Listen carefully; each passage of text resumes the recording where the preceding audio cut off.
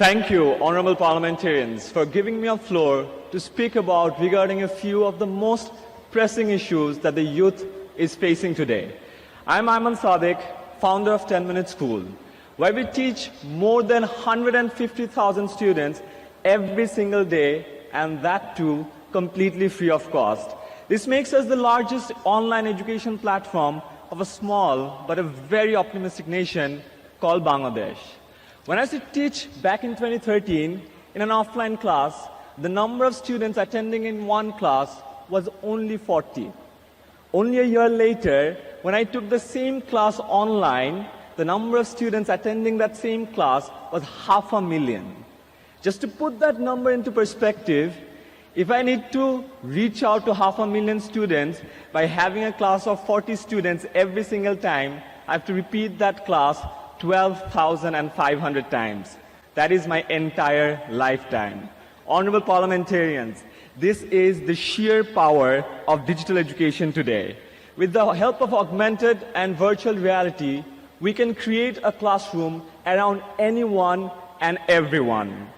Through the power of digitalization, we need to ensure that every bit of our educational content is reaching out to every student to the distant corner of the world, regardless where they belong or what the economic conditions are. We can create the content if you can give us the platform. We can teach, and you can give us the access and reach. Together, we can bring down the barriers of quality education to virtually zero. Honorable parliamentarians, I believe there is a detachment between the policymakers and us, the youth. Don't get me wrong, I'm not saying we dislike each other. It's probably because of the fact that we never really met in the same field.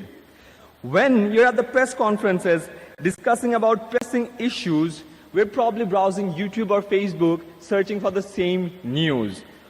Why don't we bridge the gap of communication by meeting virtually? Imagine this, a student sitting in a traffic, but he, instead of being frustrated about it and posting a Facebook status, is maybe discussing how to solve this problem with an honorable parliamentarian through a Facebook live show, where both the parties are engaging simultaneously. That's the power of digitalization that we need to hold on to.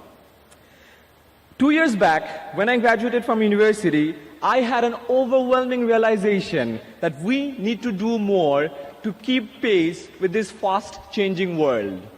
The fourth industrial revolution has come with a range of new technologies that are blurring the lines between physical, digital, and biological worlds, and impacting all disciplines, economies, and industries. Robots are likely to replace a large portion of the jobs in the next decade to come. While older jobs are being scrapped, newer ones are coming up every day, which we hardly even know of. Dear parliamentarians, we request you to create a curriculum that can keep up with the rapidly changing industry, a system where you would learn by doing rather than just reading. Because in this world, we need more doers. Our education system should shift from literacy and memory-based system to a more skill-based curriculum. We should teach our students about emotional, digital, and financial intelligence. There is no point of teaching students the fact-based content, most of which is already available on Google. We need to reduce this mismatch between the industry need and the academia's supply.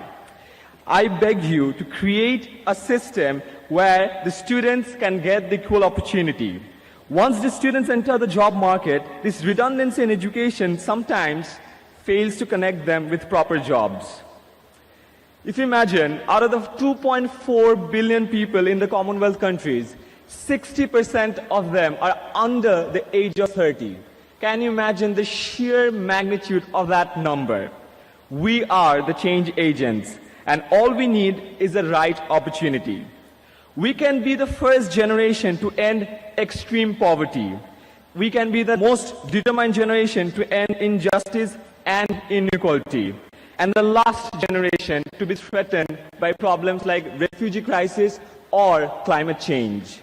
For that, we need to break the barriers and build more bridges, spread happiness, and most of all, we need to make sure that no one, and I repeat, no one is left behind. Thank you so much.